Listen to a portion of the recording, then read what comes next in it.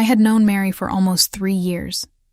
3 years of shared playlists and late-night takeout containers left on my coffee table. 3 years of borrowing each other's hoodies without asking and returning them smelling like the wrong perfume. 3 years of knowing exactly how she takes her coffee. 2 sugars, a splash of oat milk, never stirred. Just swirled once with her finger before she drinks it. And somehow never once stopping to ask myself why I had memorized that. We had been friends long enough that I stopped actually seeing her. That sounds cruel. I don't mean it that way. I mean it the way you stop seeing the furniture in your own apartment. It's there. You know it's there.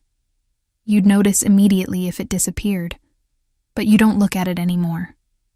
Not really. Not the way you looked at it the first time, when everything about it was new. Mary had become furniture to me. The most important piece. The one I'd built the whole room around without realizing it. But furniture still.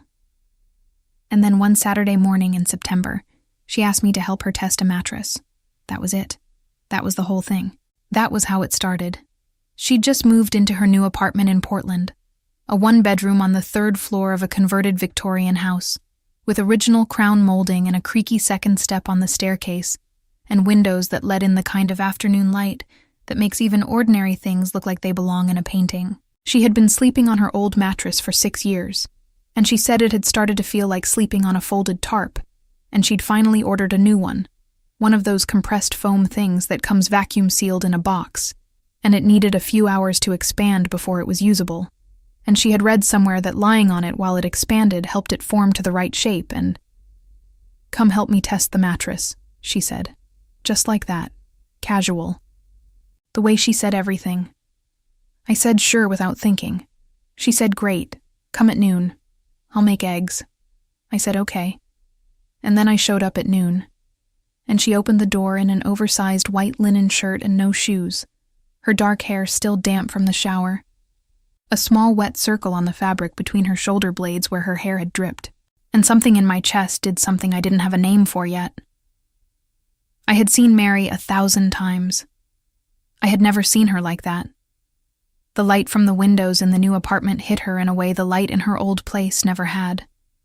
Or maybe I had just stopped letting myself look.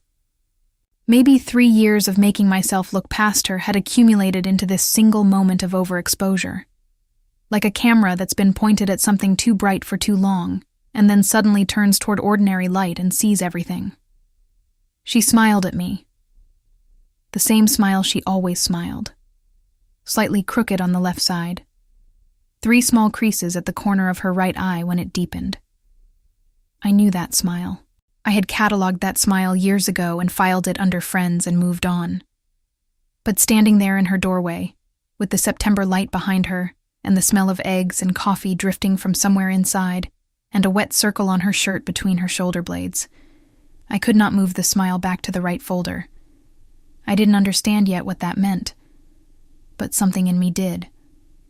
I stepped inside, said hi, took off my jacket, looked for somewhere to put it that wasn't where she was standing, and I think, somewhere beneath everything I told myself for the next several months, a part of me already knew.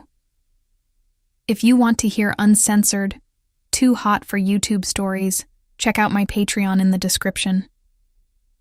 Let me tell you who Mary was before I tell you who she became to me, because those are 2 different stories, and it matters that you understand the first one.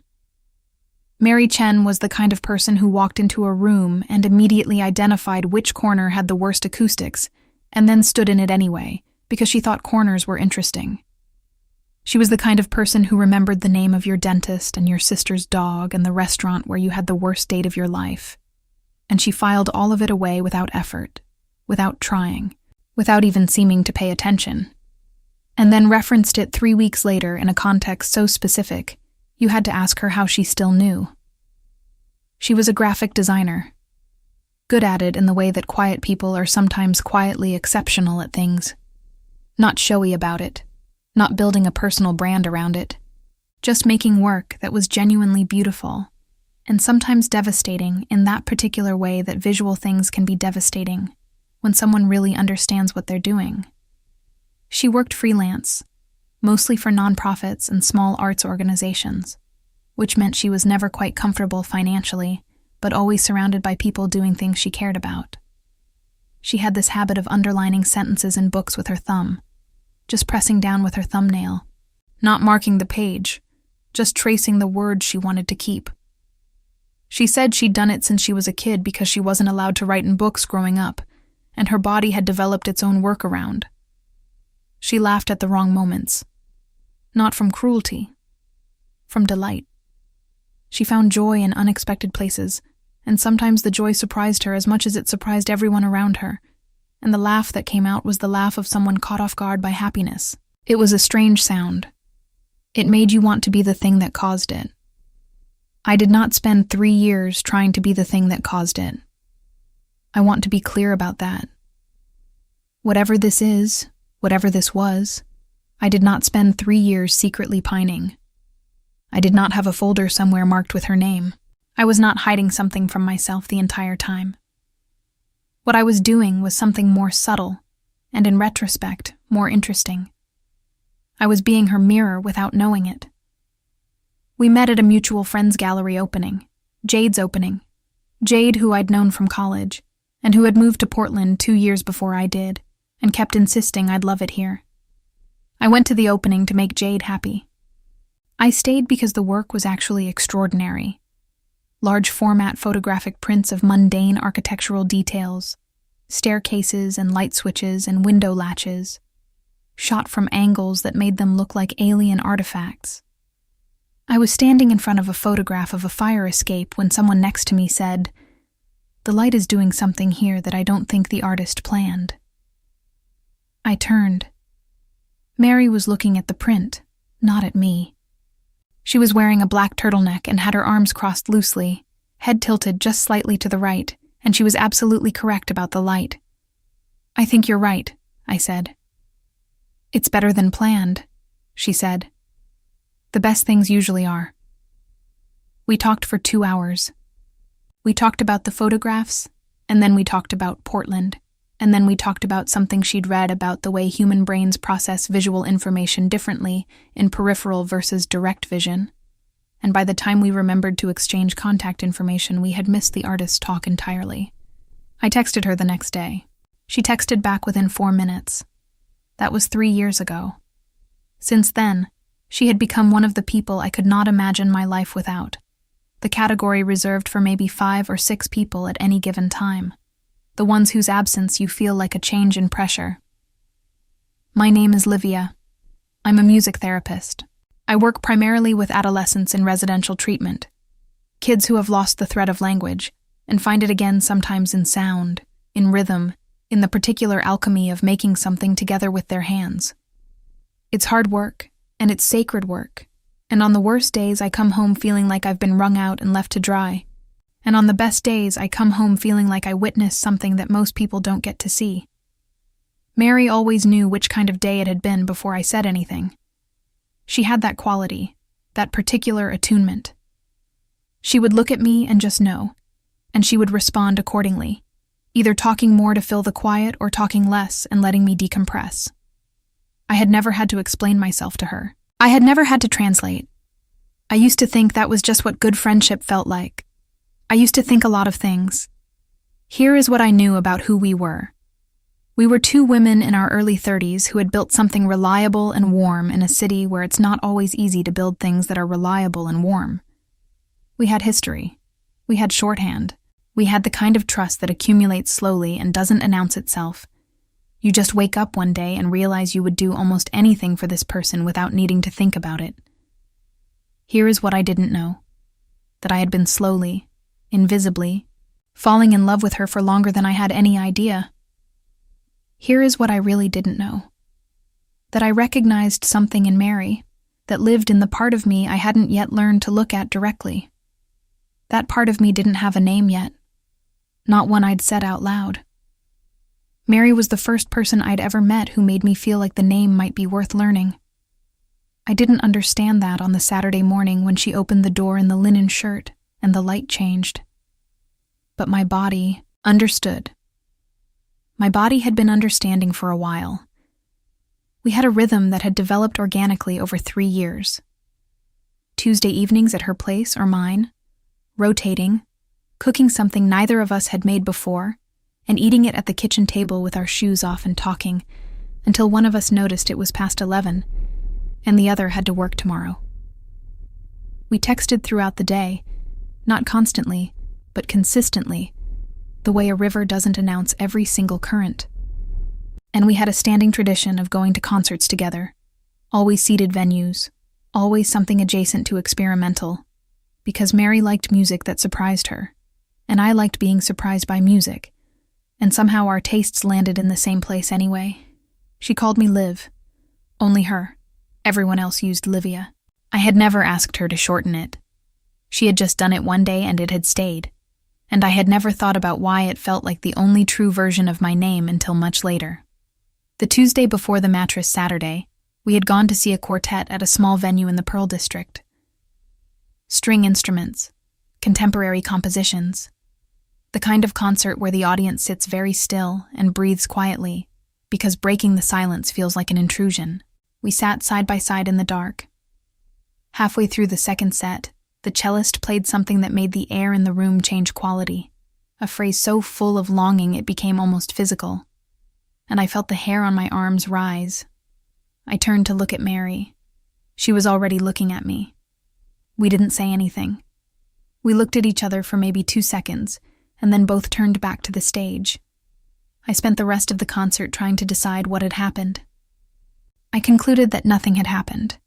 2 people responding to the same emotional stimulus at the same moment. That was all. I believed that. I almost believed it. And then Saturday came. The mattress was enormous. That was the first thing I noticed when I walked into Mary's new bedroom. The mattress was still half compressed from its packaging, one corner still creased from being vacuum sealed, expanding slowly in real time like something breathing itself into existence.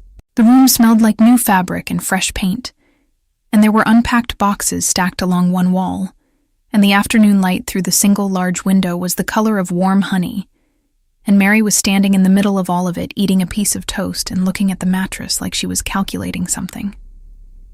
"It's bigger than I remembered," she said. "You ordered it online?" I trusted the measurements. She took another bite of toast. "My spatial reasoning is worse when I can't see the object." That's true for most people. Is it? I feel like most people can visualize numbers correctly. Most people are wrong about that too. She smiled. The crooked one. 3 creases. We ate eggs at her kitchen table with the boxes around us, and the mattress breathing itself into existence in the other room. She had good eggs. Scrambled soft, the way I had mentioned once, offhandedly, probably 18 months ago, that I thought eggs should always be made. She remembered. She had always remembered. Sitting across from her in the kitchen, I studied her the way I never usually let myself. The way the light from the window hit the side of her face. The small scar at her left temple from a bicycle accident at 12 that she'd told me about once, and I had never forgotten. The way she held her fork loosely, like it was an extension of her hand rather than a tool. I was studying her, and I was telling myself I was just looking. I was telling myself that Mary was interesting to look at, in the same uncomplicated way that a painting is interesting to look at. I was very convincing. After breakfast, we went back to the bedroom and she sat down on the edge of the mattress, still slightly firm from being compressed, springing back slowly, and looked at me expectantly. "Come on," she said. "We have to actually lie on it." "We?" "That's why I asked you here. I need a second opinion."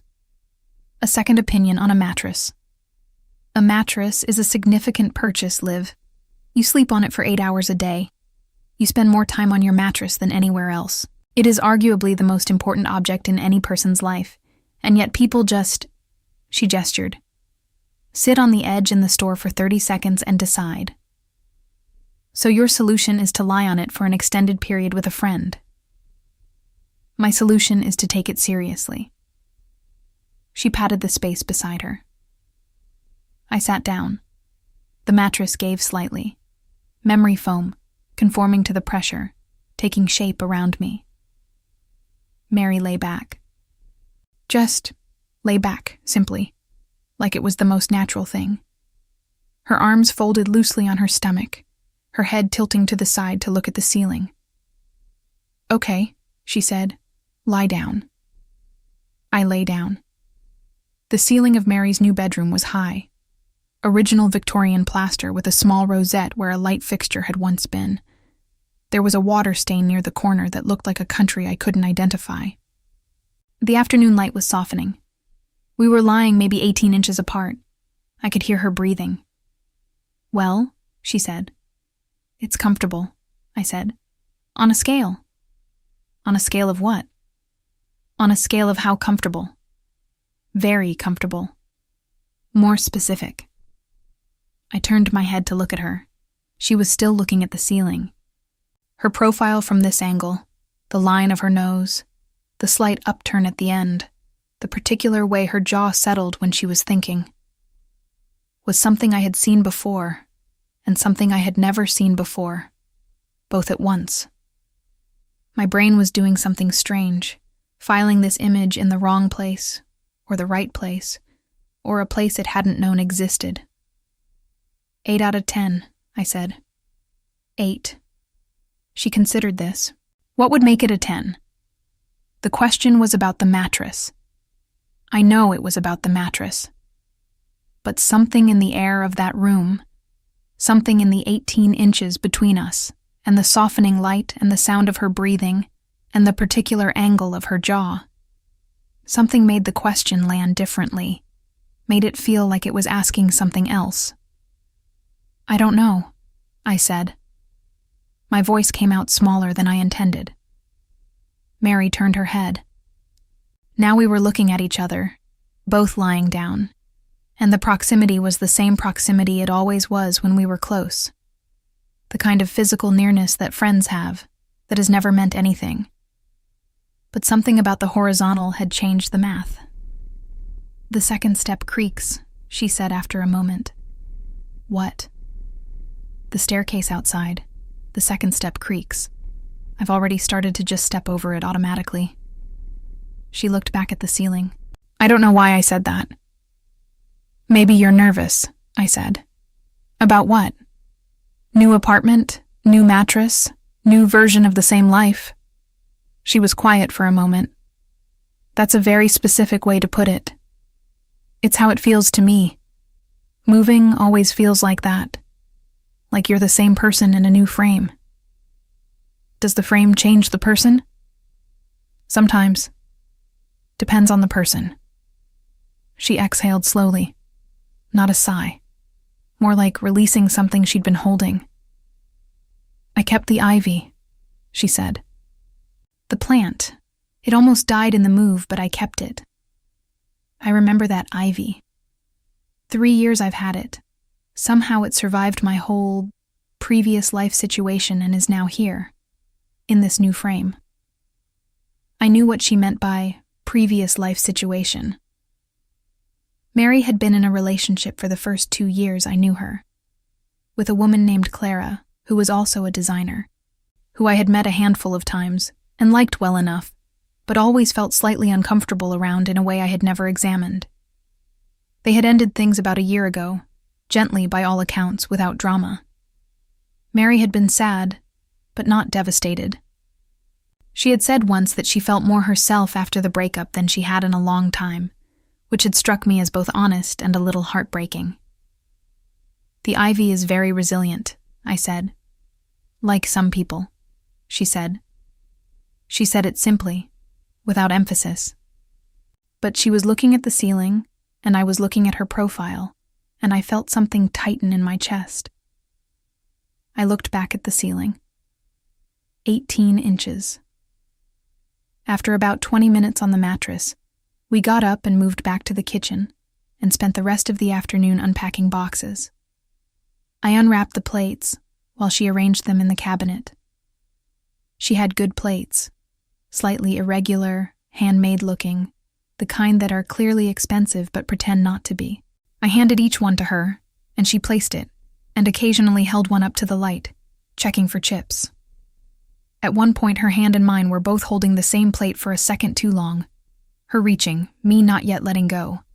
And we both noticed, and she laughed, and I laughed, and the plate made it safely to the cabinet, and everything was fine.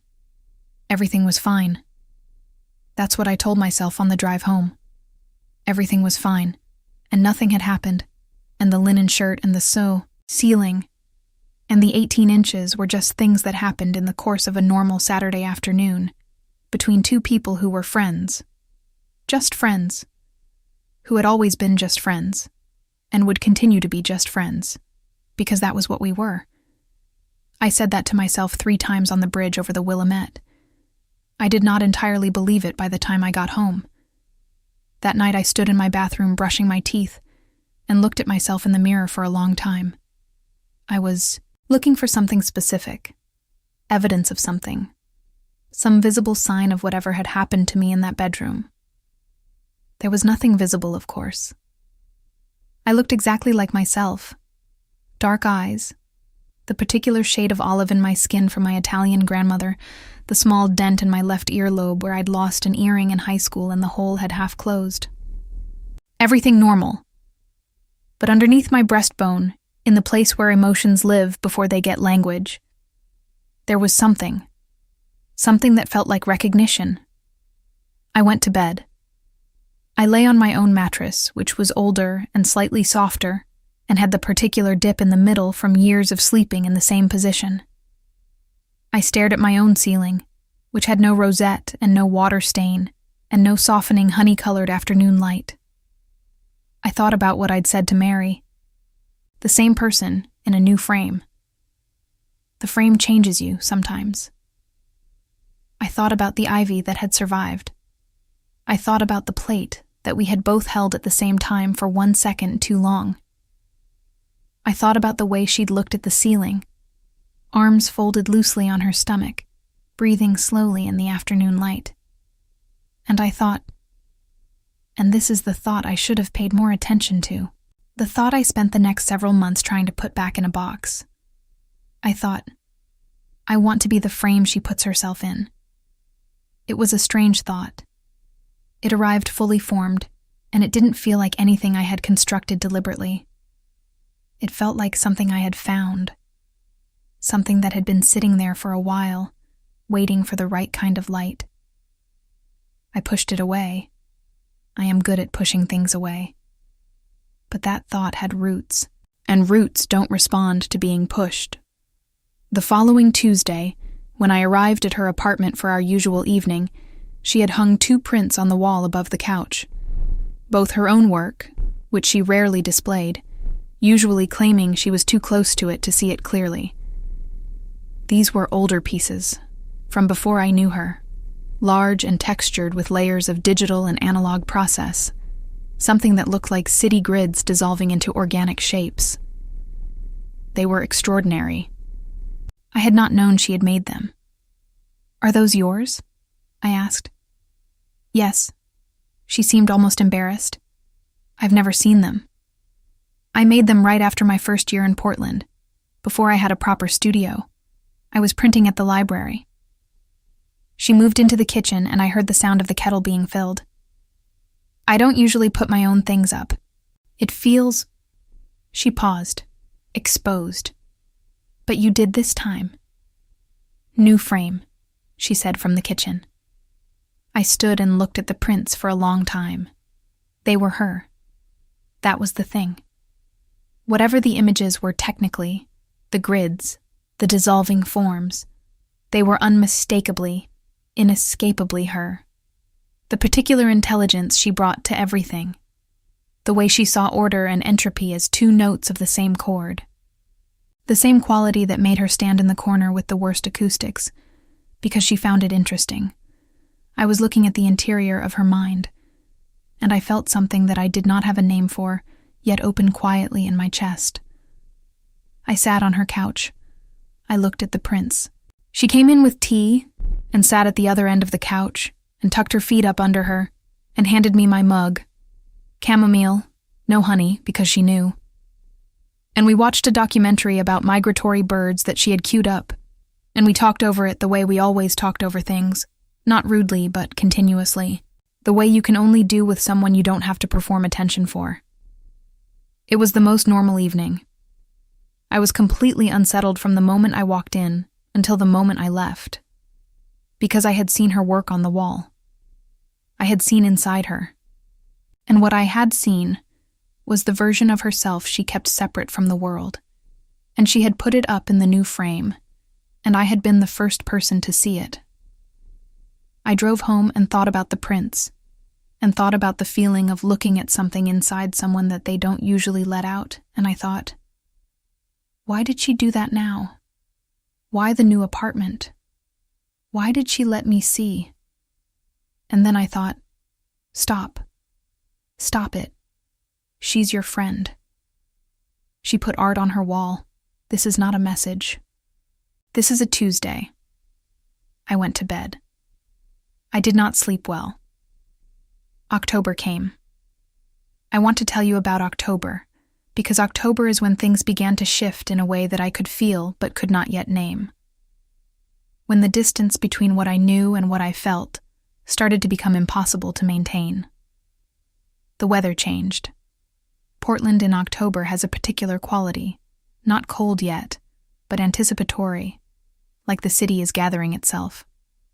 The light drops earlier, and the leaves on the maples turn a specific shade of amber that makes everything look slightly nostalgic, slightly out of time, like you're walking through someone's memory rather than your own life. Mary and I saw each other almost every week. Our Tuesday tradition held.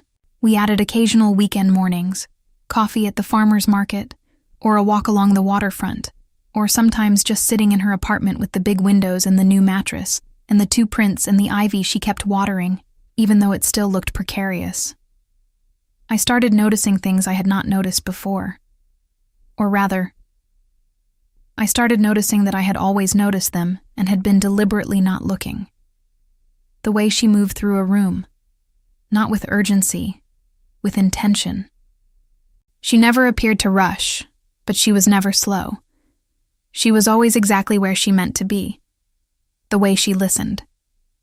When I was talking, really talking, about something that mattered, she went very still. Not performatively, just genuinely still. Her whole attention gathered and aimed at me. I had experienced this 100 times in 3 years. I had never before found it difficult to continue speaking. Now I found it difficult. Now I would be in the middle of saying something and she would go still and look at me, and I would lose the thread entirely and have to find it again. And she would wait, patiently, until I did. She never commented on it. I tried not to think about what it would mean if she had noticed. There was an afternoon in the 3rd week of October when we went to Powell's, the main store downtown, which I had been to dozens of times but never tired of. That particular taxonomy of used and new books together, creating an environment that feels like no other. We did this sometimes. Went separately to different sections, reconvened at the coffee bar, showed each other what we'd found. I found a book about the history of notation, music notation, the evolution of how humans have tried to transcribe sound into symbol. I knew I would buy it. I found it quickly, which meant I had extra time. I spent that time in the art section, which was not my section, looking for something I couldn't articulate. I found a small monograph on a printmaker I didn't know. The work inside, large format, layered, city grids dissolving into organic forms, was so similar to Mary's prints that I stood in the aisle for a full minute just looking. This artist had been working in this style for 30 years. Mary had found it independently. Or had she? Had she seen this work, been influenced by it, carried it into her own practice? It didn't matter. What mattered was that I was standing in the art section of Powell's holding a book and feeling something in my chest that I had run out of alternative explanations for. I bought the monograph. I did not tell Mary. I don't know why. I just didn't tell her. At the coffee bar, She showed me a biography of a composer she'd been looking for months, and a strange little chapbook of essays about color theory that she said she'd buy on principle. I showed her the notation book. She held it in her hands and looked at the cover and flipped to a random page and smiled and said, "This is very you." And something about hearing that, the ease of being known that way, made my throat tighten. "What's wrong?" she said. "Nothing." I took the book back. "Nothing's wrong." She looked at me for a moment. That stillness again. "You went somewhere just now." "I'm here." "You went somewhere, and then came back. It's fine. You don't have to tell me." I looked at the table, at my coffee cup, at the notation book. I thought about the monograph in my bag that I hadn't mentioned. "Do you ever feel like you're standing in the wrong section?" I said. She waited. "Like you ended up in the part of the store you've never spent time in and everything in it is relevant, in a way you weren't expecting." "Yes," she said simply. "What do you do when that happens?" She picked up her coffee, took a small sip, set it down. "Usually I buy something," she said, "even if I don't know why yet." Sometimes the not knowing why is the point. I thought about that for the rest of the day. November brought the rain. Portland in November is dramatic in the way that quiet things are dramatic, not in performance, but in accumulation. The rain is not violent, it's patient. It builds up slowly until everything is saturated, and there's nowhere left for the water to go. I was becoming saturated. The Tuesday in mid-November is the one I keep coming back to, the one that made something crack in the careful architecture I had built around what I felt. Mary had been working on a project, a series of prints for a community arts organization, something involving local geography, maps, the idea of how we carry places inside us. She had been absorbed in it for weeks, working long hours, sending me fragments by text at odd hours, a photo of a preliminary sketch, a question about whether a certain shade read as warm or cold, a voice memo at midnight saying she'd solved a color problem she'd been stuck on and needed to tell someone. That Tuesday, she showed me the finished first piece. It was large, 3 feet by 4, printed on linen, mounted and ready to be hung. She'd propped it against the wall of her studio space in the second bedroom of the apartment and turned on the directional lamp to show it correctly. The image was Portland, but transformed. Not a street map, an emotional map. The places that held the most human concentration rendered in deep color, the edges fading to near white. The Willamette was there, but not as a river, as a nerve, a conduit. The neighborhoods were recognizable, but only just, the way a face is recognizable in a dream, even when it doesn't look entirely like the face you know.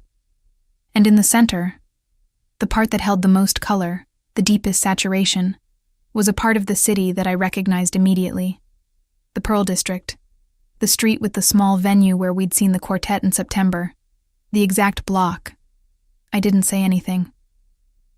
"The color mapping is based on auditory memory," Mary said from beside me. "I asked people to tell me where they'd heard the most significant sound of their life. The places with the most responses got the most color. That's..." I stopped. It's a strange methodology, I know, but I wanted to see what happened if I let the map be made by feeling instead of fact. "It's extraordinary," I said. "The pearl showed up more than I expected." She was looking at the print, not at me. "I guess a lot of people hear things there." I was very still. I was thinking about September, about the cellist and the phrase that had changed the air in the moment we had both turned at the same time, about the Pearl District being the center of a map made of felt sound. I was thinking about whether she knew what she had done. I was thinking that she probably did. "Liv," she said. "I'm here," I said. My voice was steady. I was proud of how steady it was. "Do you..." she started, and then stopped. I waited. "Never mind," she said. I turned to look at her. She was still looking at the print. The lamplight was doing something to the side of her face that the September light had also done. That particular quality that made her look like she was being looked at through something. Glass, or water, or time. "You can say it," I said. "I don't know if I can," she said. And that was the moment. That exact moment. Not a declaration, not an event. Just two people standing in front of a map of felt sound, one of them unable to finish a sentence. That was the moment I knew. Not who I was. Not what I wanted. Not what any of this meant for the life I had assumed I was living. But that something was happening. That something had been happening for a long time. That the careful distance I had been maintaining between the part of me that felt and the part of me that functioned was no longer a distance. It had become a fiction. I didn't say any of this. I looked at the print. "It's the best thing you've made," I said. "That I've seen." She exhaled. "Thank you." We stood there for a minute more, and then she went to make dinner and I helped without being asked, and we ate at her table with the boxes long gone now, and the ivy rallying on the windowsill. And we talked about the project and about other things, and eventually I went home. I sat in my car in her parking spot for a few minutes before I started the engine. I thought, what was she going to say? I thought, why didn't she finish? I thought, if she had finished, what would I have said back? I didn't have an answer to the third one. That was the problem. I should tell you something about myself that matters here. I had never been in this territory before. This particular terrain. I had had relationships. 2 significant ones, both with people who were not women. And neither of them had ever felt like this. Like recognition. Like looking in the right direction for the first time after years of looking elsewhere. That observation, I want to be honest, terrified me. Not because of who Mary was. Not because of the specifics of the situation. But because it reopened a question I thought I had answered years ago. Or rather, a question I now understood I had never actually asked. Had filed away as settled when it had only ever been avoided. Who was I in this particular way? What was this particular thing I felt? I spent 3 days after the print not texting Mary, not because I was angry or hurt. There was nothing to be angry or hurt about, because I needed to think in a space that didn't contain her voice. On the 4th day, she texted, "You okay?" 3 words, no period, the way she always texted. I sat with my phone and I thought about the 3 years. About Tuesday evenings and concert halls and Saturday mornings with eggs and the plate held between 2 hands for 1 second too long. About the corner with the worst acoustics. About the ivy. About the Pearl District at the center of a map made of felt sound. About, "Do you," followed by silence. I texted back, "I'm okay. Just in my head a little." She replied, "I know." 2 words. No period. I stared at those 2 words for a long time. She knew. She had said it so simply. Not I understand. Not I figured. Not I've been there. Just, I know. Present tense. Direct line. No elaboration needed. What did she know exactly? I put the phone down. I picked it back up. I put it down again. I made tea. I sat at my kitchen table. I thought about the 2nd bedroom with the directional lamp and the map made of felt sound and the sentence that didn't finish. And I understood, sitting there, that I had 2 choices. I could pull back. I could manufacture distance. I could cite busyness, let the Tuesday evenings thin out, allow the text messages to slow to a river with less current, and wait for the feeling to go somewhere manageable. I had done this before, not with this particular feeling, but with feelings in general. I was skilled at reorganization, or I could... What? Do what, exactly? I didn't know. But I knew that the thought of pulling back felt like something vital being quietly removed. Like someone turning off the heat in November. Like watching the ivy almost die in the move and losing it anyway. I did not want to lose this, whatever this was. The following Tuesday, I arrived at her apartment with a bottle of wine I had thought about too much and pretended not to think about at all, and she opened the door and she was wearing the linen shirt again.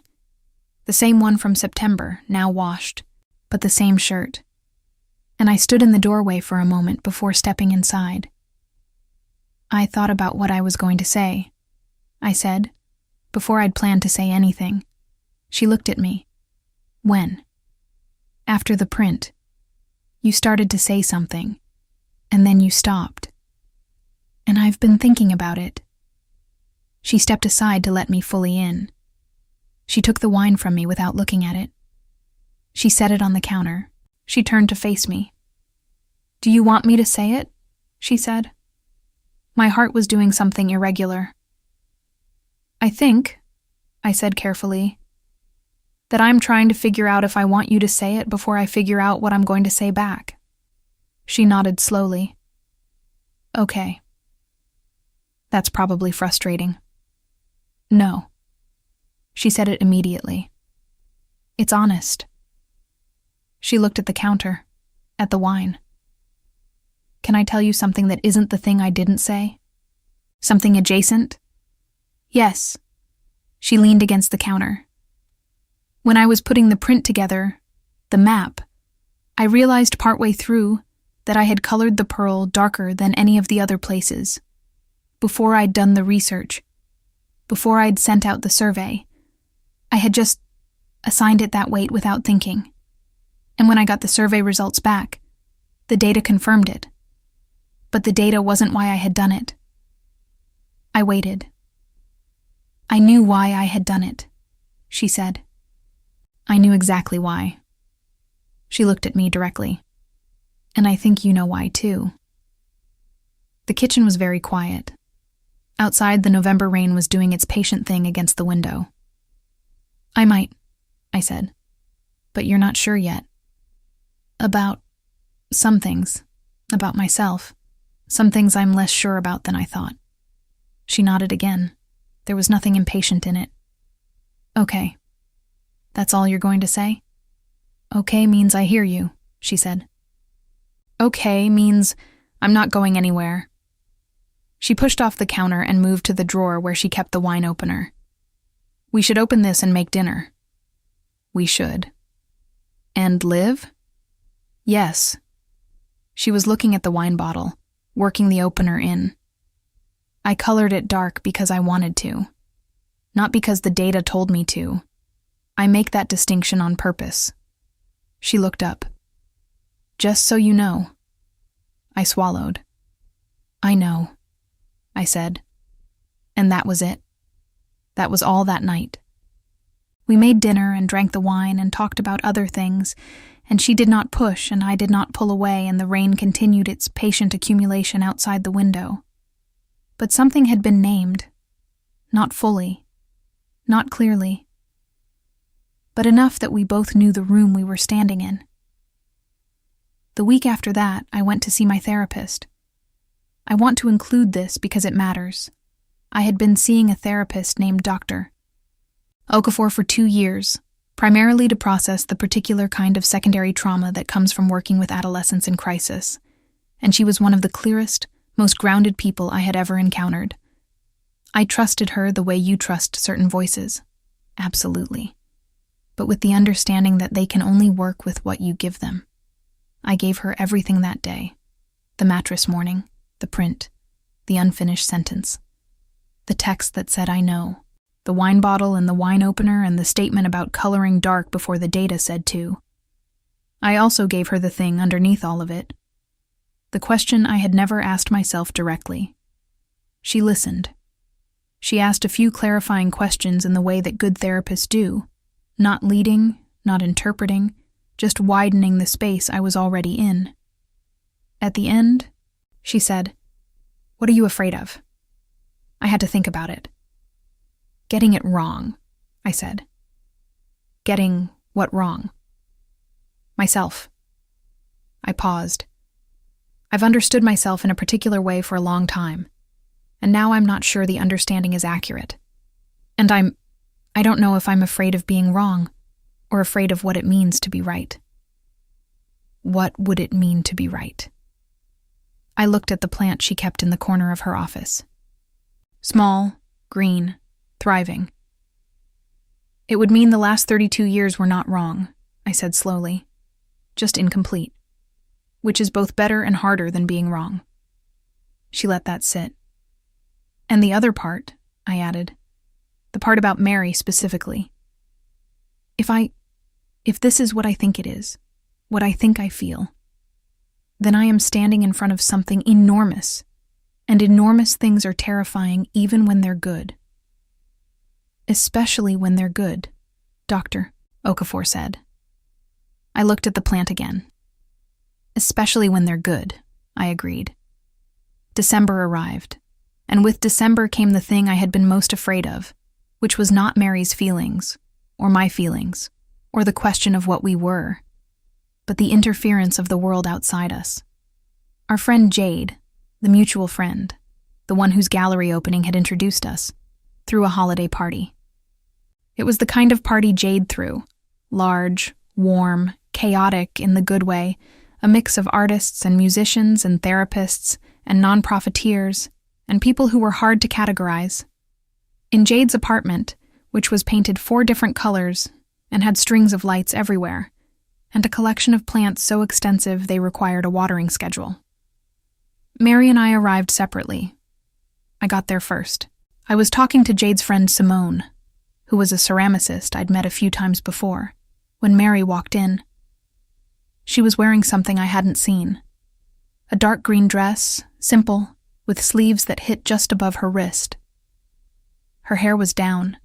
She was talking to someone in the doorway before she was fully inside the apartment, laughing at something they'd said, and the laugh, the strange, caught-off-guard laugh, the laugh of someone surprised by joy, rang out across the room.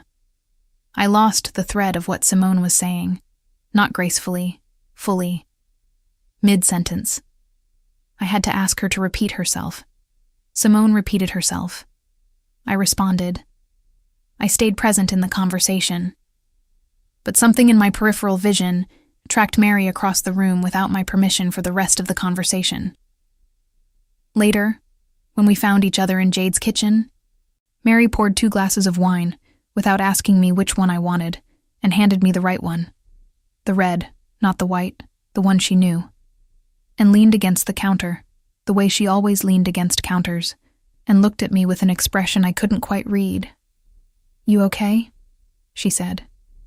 "You keep asking me that. You keep being slightly not okay in interesting ways."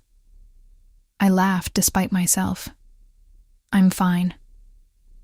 "You went somewhere again. At the party, when you were talking to Simone." I stared at her. "You were across the room." "I know where I was." She took a sip of her wine. "You don't have to tell me." "I was thinking about the dress," I said, before I'd decided to. She went still, the way she went still when she was listening. "It's new," I said. "I hadn't seen it." "I bought it last week." She looked down at the wine glass. "I wanted to look different for this, from usual." "Why?" She looked up. "Because you were going to be here." The kitchen got very quiet. "Mary," I said. "You don't have to say anything," she said immediately. I'm not saying anything because I don't want to. I'm not saying anything because I don't have the right words yet." "That's okay." "Is it?" She looked at me steadily. "I've waited before. I can wait for words." "I don't want you to have to wait." "I know. But wanting to be ready and being ready are different things." "I know that." She pushed off the counter. "Come on. Jade is going to make us do the thing with the ornaments." "What thing with the ornaments?" "There's always a thing with the ornaments at Jade's party. We should be present for it." She walked back into the party. I watched her go. I stood in the kitchen for a moment. I thought, I wore a dress for you. I thought, she wore a dress for me. I thought, You need to figure out what you're going to do with that. I finished my wine. I went back to the party. I was present for the thing with the ornaments, which involved everyone writing an anonymous fear on a slip of paper and then destroying it. I wrote mine, but I didn't destroy it. I folded it very small and put it in my pocket. On the drive home, I unfolded it in the car at a red light. It said, "Missing what's already here." But before we go any further, if you've made it this far into this story, I think you already know why. Because something in Livia's voice sounds like something you felt before. That slow recognition. That moment of realizing you've been looking at something as one thing when it was always something else. If that's you, tap the like button right now. It helps this story reach the people who need it. And if you haven't subscribed yet, do it now and hit the bell. That way you'll never miss another story like this one. Now I want to ask you something, and I want you to actually answer in the comments. Have you ever realized that you'd been seeing someone the wrong way? Not because you were lying to yourself, but because you genuinely didn't have a category for what you felt yet. What was the moment you finally understood? Tell me in the comments. I read every single one. And tell me where in the world you're watching from. I'll mark you with a heart. Now, back to Livia. January. The new year arrived the way New Year's always do. Not as transformation, but as continuation with a different number on it. My apartment was quiet. The city was doing the thing it does in January, gathering itself, pulling inward, breathing slowly. I had done a lot of thinking in December. I had also done a lot of not doing anything about the thinking, which is a particular form of cowardice I have historically been good at. The comfortable middle space between knowing and acting, where you get to feel like you're working on something without having to do anything that could go wrong. But January brought clarity, not in a dramatic way, not as a moment of revelation or a single decisive shift. It came the way Dr. Okafor had once described real change coming, like the tide, like you wake up one morning and the shore looks different, not because anything happened in the night, but because enough small movements had accumulated. I woke up one Saturday in the second week of January and understood 3 things. The first thing, I had spent 3 years in the presence of someone who made me feel more like myself than I had ever felt anywhere. And I had categorized that as friendship, without examining whether friendship was the right word for what I was feeling. Because examining it would have required me to ask a question about myself I wasn't sure I was ready to answer. The second thing, the question had now answered itself, not by announcement but by accumulation. By 3 years of paying attention to how she held a fork. By December light coming through the kitchen window. By a dress worn for a party attended by someone specific. By a map made of felt sound with one place at its center. The third thing, I was in love with Mary Chen. Had been, probably, for most of the time I'd known her. And the person I had discovered I was in the process of loving her. Curious about herself in this new way. Uncertain, but not ashamed, was a version of myself I hadn't expected and didn't want to give back. I sat with all 3 things until they stopped being loud. Then I got up and made coffee and stood at my kitchen window, looking out at January Portland, which was gray and wet, and the maple on my street had lost all its leaves and was just structure now, just the bones of itself, and it was fine. It was still a maple. The leaves would come back. I texted Mary.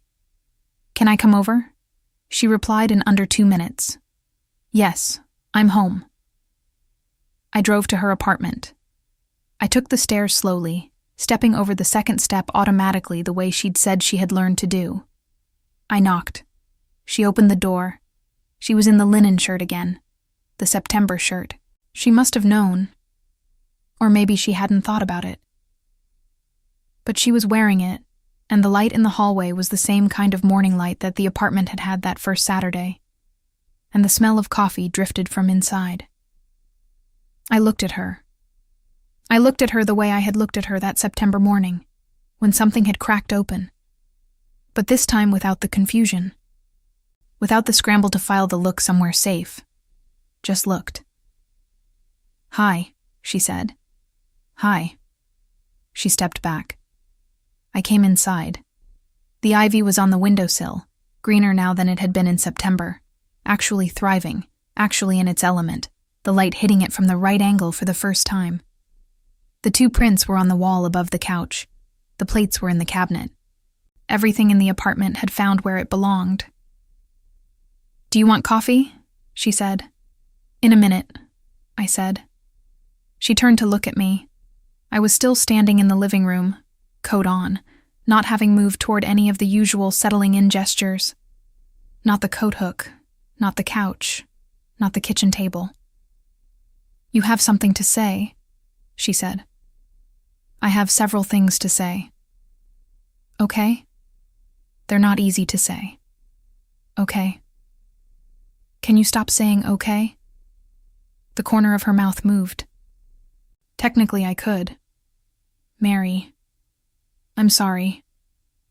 She stopped. She went still the way she went still when she was giving me her full attention. The particular quality of stillness that I had spent 3 years pretending not to be undone by. "Go ahead, I'm listening."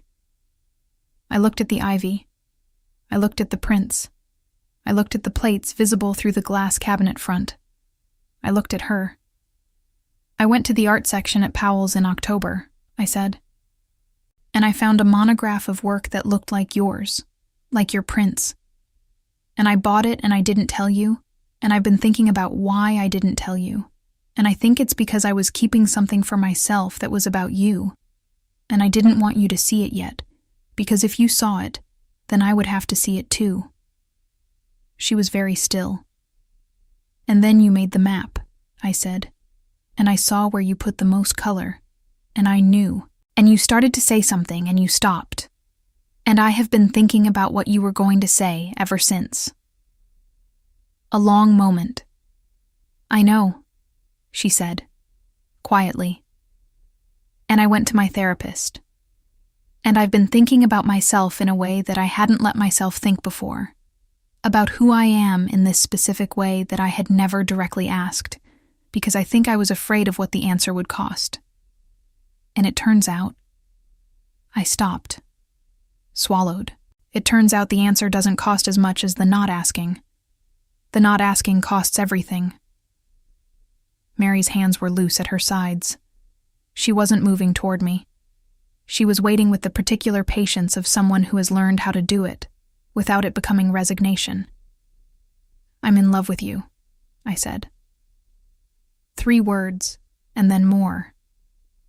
I have been for a long time, I think.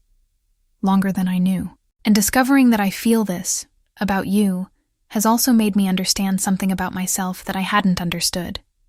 That I can feel this, for you. That it isn't just this situation. That it's who I am. My voice was steady. I was so surprised by how steady my voice was. Mary breathed in slowly. Out. "I know," she said. And then, with the same weight, "Me too." "Both parts?" "Yes." Simple. Direct. "How long?" I asked. She looked at the ceiling, the same reflex she'd had on the mattress in September, looking up to think.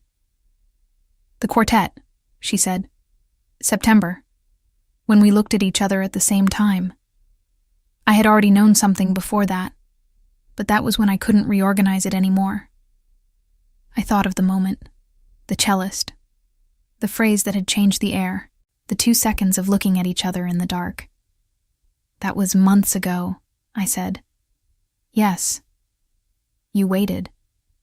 You needed time." She said it without recrimination. "I could see you working through something. I didn't want to be the answer to a question you hadn't finished asking." I stood there. "Mary," I said. "Yes." "Can you come over here?" She crossed the room. She stood in front of me, and I looked at her close up. The crooked smile she wasn't quite smiling yet. The 3 creases at the corner of her eye that appeared even when the smile was only partial. The small scar at her temple. The eyes that had always looked at me like they knew more than they were saying. And I did not reach for her hand. I did not close the distance between us dramatically. I did not do any of the things that happen in the versions of this moment that exist in films. I just stopped. Stopped acting like I didn't feel what I felt. I stopped maintaining the performance of not knowing. "Hi," I said. The word I'd said when she opened the door, but different now. With everything in it. She understood. She always understood. "Hi," she said back. And that was it. That was the turning point. Not a gesture, not a declaration with all the right words. Just me, finally, without the fiction. Just me, looking at her without looking past her. Her hand found mine, and I didn't move it back to any folder. I stayed for most of the day. We had coffee, finally, standing in the kitchen together, and the coffee was good, and the morning was gray outside, but the ivy on the windowsill caught whatever light there was, and held it, and neither of us said very much for a while. We didn't need to. Something had been established. Something that didn't need to be re-established through conversation. At some point she said, very quietly, "I was going to say, in front of the print, that I had colored the pearl dark before the data, and that the reason was you. I had started to say, do you know why I..." And I stopped because I didn't know how much you knew about yourself yet. "I wasn't sure then," I said. "I could tell. But you let me get there on my own." She nodded. "It had to be yours. I couldn't give it to you. I could only be here when you arrived." I thought about what that meant. The particular kindness of it. The patience that it required to love someone from a distance while they find their own way to the door. "You've done this before," I said. "This particular kind of waiting." She considered this. "Not this exactly, but yes. I've learned that some things can't be rushed. That pushing before someone is ready doesn't move them closer. It just makes them feel the pressure of your need, rather than the truth of their own. That's a very specific thing to have learned. I learned it by doing it wrong first." She smiled a little. "When I was in my mid-20s, I was impatient and I pushed, and I lost something I probably couldn't have kept anyway, but I lost it faster and harder because I pushed." She set her coffee down. "I don't do that anymore. What do you do instead?" "I make maps," she said. I laughed. The surprised kind, the involuntary kind, the kind she usually made and I had always wanted to cause. "You made a map of felt sound," I said, "with the pearl at the center." "I did. As a message." "As an artifact," she corrected. "A message implies I needed a response. An artifact just exists. It's there for whoever can read it." "I can read it," I said. "Yes," she said. "You can." We were quiet for a moment. The January rain had started again, the patient kind, against the kitchen window. "I want to tell you something," I said. "Okay." "Discovering what I feel about you. I thought it would feel like losing something, like it would destabilize who I thought I was. And instead it feels like..." I stopped. I tried to find the right word. Like the notation finally matching the sound. Like I've been listening to something for years, and only just saw the written form of it, and now they're the same thing. She was watching me with the expression she wore when I said something that landed where she was already standing. "Incomplete," she said. "Not wrong. Just incomplete." "Yes." I was surprised she had the same word. Then I remembered I had said it. In Dr. Okafor's office. I had never told Mary. "How did you..." "Because that's what it felt like for me, too," she said. "When I figured it out, About myself. A few years ago. She paused. Not the same situation, but the same feeling. Like I had been telling a story with a gap in it. And when I found the gap, it wasn't a hole. It was a window. A window. I thought about the windows in her apartment. The original Victorian glass, slightly wavery, that made the world outside look like something from another time. I've been looking through the window for 3 years, I said. I know. I thought I was looking at a wall. I know. She said it without any edge. Just acknowledgement. I looked at our hands, hers still holding mine from when she'd crossed the room, both of us leaning against the kitchen counter now, the way she always leaned and I had adopted without noticing. This is going to be new for me, I said. Not all of it, but some of it. Some of what this means about myself.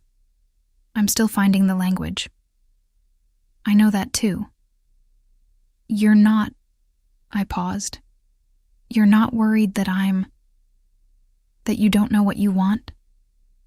She shook her head. I know what you want. You walked across the city on a January morning to tell me a true thing. That's not confusion. That's courage. Something in my chest loosened. A knot I had been carrying for months. Maybe longer. I should have bought you the monograph, I said. She blinked. What? At Powell's, in October. I found a book, a printmaker who works like you do, the same language, and I bought it for myself and didn't tell you because I was keeping something about you to myself that I wasn't ready to share. I should have shown you. You can show me now, she said. I'll bring it next time. Next time. She said it simply, like an arrangement, like we were already there, already in the version of things where next time was a given. I exhaled. The second step still creaks, I said. Yes, I still step over it. I stepped over it this morning, without thinking, already. She looked at me with an expression that had something soft in it. That's how it works, she said. You learn the particular shape of a place, and eventually you stop noticing you've learned it. And then one morning you step over a stair without thinking, and you realize the place has already become yours. I looked at the ivy, at the prints, at the plates behind glass, at her. The fiction was gone. The distance I had been maintaining between what I felt and who I allowed myself to be, gone. Just the kitchen, just the rain, just 2 women standing close enough that the warmth between them was its own thing, its own fact. I was not performing anything. I was not organizing anything. I was just here, entirely here. And the feeling of being entirely here, in this room, with her, without any of the architecture of pretending, was so large and so simple that for a moment I couldn't speak at all. I squeezed her hand instead. She squeezed back. Outside, the January rain did its patient thing.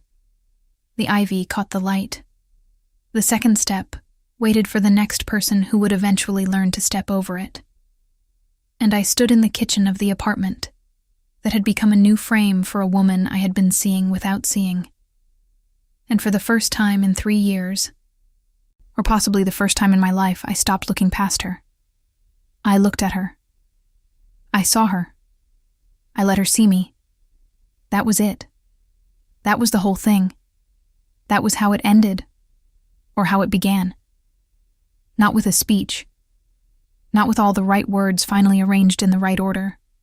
Not with any of the things I had imagined saying during the months of careful, exhausting not saying. Just me, finally, without the fiction. Just me, looking directly at the thing I had been looking past, and finding that it had been looking back the whole time. I am a music therapist.